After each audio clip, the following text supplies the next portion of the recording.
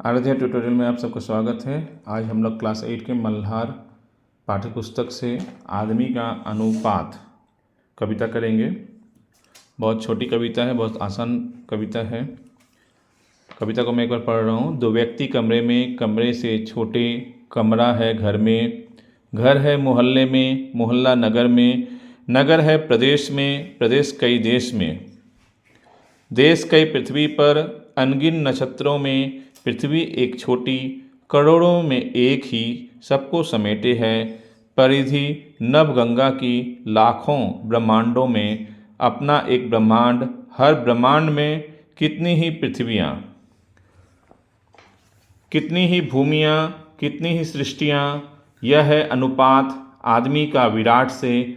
इस पर भी आदमी ईर्ष्या, अहम, स्वार्थ, घृणा, अविश्वास, लीन, संख्यातीत संख सी दीवारें उठाता है, अपने को दूजे का स्वामी बताता है। देशों की कौन कहे, एक कमरे में दो दुनिया रचाता है। गिरिजा कुमार माथुर। तो बहुत अच्छी कविता है। इस कविता में यह बताया गया है कि ब्रह्मांड में अनगिनत नक्षत्र हैं और उन नक्षत्रों में पृथ्वी का आकार बहुत छोटा है। ब्रह्मांड के करोड़ों ग्रहों में से पृथ्वी सबसे अलग है क्योंकि यहाँ जीवन है, आपको पता ही है। साथ में मनुष्य जो है आज अहंकारवश अपने चारों ओर परत दर परत दीवारें खड़ा करता है, जा रहा है और ख़ुद को महान समझने लगा है, दूसरों का मालिक समझने लगा है, जिस कारण वो अहंकार में क्या कर रहा है, छोटी छोटी बातों पर अपने सगे संबंधियों से अलग हो जाता है। मतभेद के कारण एक छोटे कमरे में दो अलग अलग दुनियाएं बना लेता है। तो मानव को जो है अहंकार, स्वार्थ, ईर्ष्या, घृणा आदि जैसी भावनाओं को त्यागना होगा, वरना इस कारण वे स्वयं को सीमाओं में बांधते चले जाएंगे और उनकी दुनिया छोटी होती चली जाएगी। आशा है आप इसको समझे होंगे। अब इसका प्रश्न उत्तर हम लोग करते हैं मेरी समझ से। इसका पहला, मैं ज़्यादा इसको विस्तार नहीं करूँगा। इसका पहले का उत्तर है, कविता के अनुसार ब्रह्मांड में मानव का स्थान कैसा है, तो ब्रह्मांड की तुलना में अत्यंत सूक्ष्म। दूसरा, कविता में मुख्य रूप से किन दो वस्तुओं के अनुपात को दिखाया गया है, मानव और ब्रह्मांड के। कविता के अनुसार मानव किन भाव और कार्यों में लिप्त रहता है, ईर्ष्या, अहम, स्वार्थ, घृणा में। कविता के अनुसार मानव का सबसे बड़ा दोष क्या है, वह अपने छोटेपन को भूल अहंकारी हो जाता है। पंक्तियों पर चर्चा करेंगे। सबसे पहली पंक्ति है, अनगिन नक्षत्रों में पृथ्वी एक छोटी, करोड़ों में एक ही। तो इसका अर्थ है यहाँ पर कि प्रस्तुत पंक्तियों से यह पता चलता है कि ब्रह्मांड में अनगिनत नक्षत्र हैं और उन नक्षत्रों में पृथ्वी का आकार बहुत छोटा है। ब्रह्मांड के करोड़ों ग्रहों में से पृथ्वी सबसे अलग है क्योंकि यहाँ जीवन है। ख नंबर है, संख्यातीत संख सी दीवारें उठाता है, अपने को दूजे का स्वामी बताता है। तो इसका अर्थ है, प्रस्तुत पंक्तियों से यह पता चलता है कि मनुष्य अहंकारवश अपने चारों ओर परत दर परत दीवारें खड़ा करता है और खुद को महान तथा दूसरों का मालिक समझता है। ग नंबर है, देशों की कौन कहे, एक कमरे में दो दुनिया रचाता है। तो इसका अर्थ है, प्रस्तुत पंक्तियों से यह पता चलता है कि मनुष्य अहंकारवश छोटी छोटी बातों पर अपने सगे संबंधियों से अलग हो जाता है। मतभेद के कारण एक छोटे कमरे में ही दो अलग अलग दुनियाएं बना लेता है।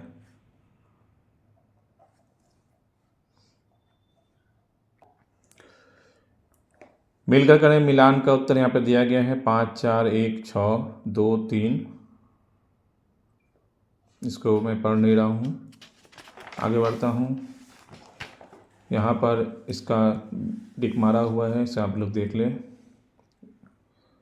सोच विचार के लिए इसमें पहला प्रश्न है, कविता के अनुसार मानव किन किन कारणों से स्वयं को सीमाओं में बांधता चला जाता है। तो इसका उत्तर है, कविता के अनुसार मानव अहंकार, स्वार्थ, ईर्ष्या, घृणा आदि जैसी भावनाओं के कारण स्वयं को सीमाओं में बांधता चला जाता है। ख नंबर प्रश्न है, यदि आपको इस कविता की एक पंक्ति को दीवार पर लिखना हो जो आपको प्रतिदिन प्रेरित करे, तो आप कौन सी पंक्ति चुनेंगे और क्यों? ख नंबर, मैं निम्नलिखित पंक्तियां दीवार पर लिखना चाहूँगा। अपने को दूजे का स्वामी बताता है, देशों की कौन कहे, एक कमरे में दो दुनिया रचाता है। ऊपर लिखी पंक्तियां मुझे याद दिलाएंगी कि उदारता, त्याग, सेवा और परोपकार जैसे गुणों को अपनाकर जीवन जीने का प्रयास करना चाहिए। गौ नंबर है, कवि ने मानव की सीमाओं और कमियों की ओर ध्यान दिलाया है लेकिन कहीं भी क्रोध नहीं दिखाया। आपको इस कविता का भाव कैसा लगा? व्यंग, करुणा, चिंता और कुछ और, क्यों? इसका उत्तर है, मुझे इस कविता में आत्मचिंतन और चिंता का भाव महसूस होता है, क्योंकि मानव इस संसार का श्रेष्ठ प्राणी होते हुए भी अहंकारवश बुराइयों पर विजय पाने में सफल नहीं हो पाता। तो अहंकार सारी मुसीबतों का जड़ है, इससे हमें दूर रहना चाहिए। घ है, आपके अनुसार दीवारें उठाना केवल ईंट पत्थर से जुड़ा काम है या कुछ और भी हो सकता है? अपने विचार अनुसार समझाइए।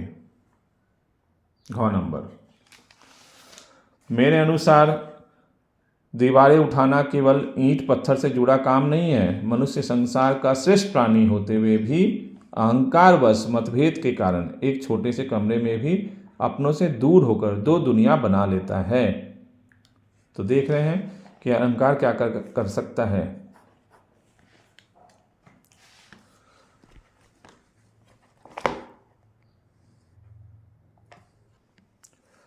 अंगा नंबर है, मानवता के विकास में सहयोग, समर्पण और सहिष्णुता जैसी सकारात्मक प्रवृत्तियां ईर्ष्या, अहम, स्वार्थ और घृणा जैसी नकारात्मक प्रवृत्तियों से कहीं अधिक प्रभावी है।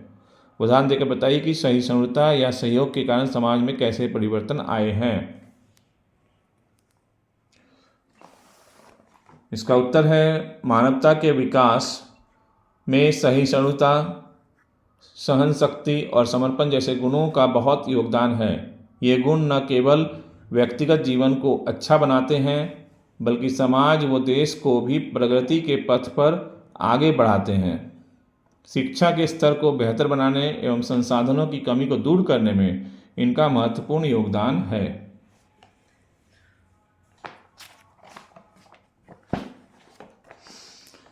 शब्द से जुड़े शब्द यहाँ पर उत्तर लिखा हुआ है, इसको आप लोग यहाँ से देख लें।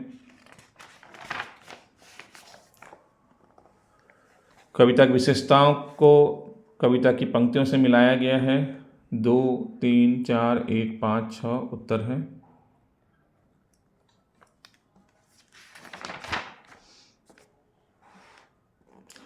विशेषण और विशेष्य है यहाँ पे। पृथ्वी एक छोटी में पृथ्वी जो है वो विशेष्य है। विशेष्य मतलब संज्ञा, सर्वनाम को भी हम लोग ले सकते हैं, और छोटी विशेषण है। तो यहाँ पर जो है विशेषण और विशेष्य को अलग किया गया है इन पंक्तियों में से। इसे आप लोग यहाँ से कर लें।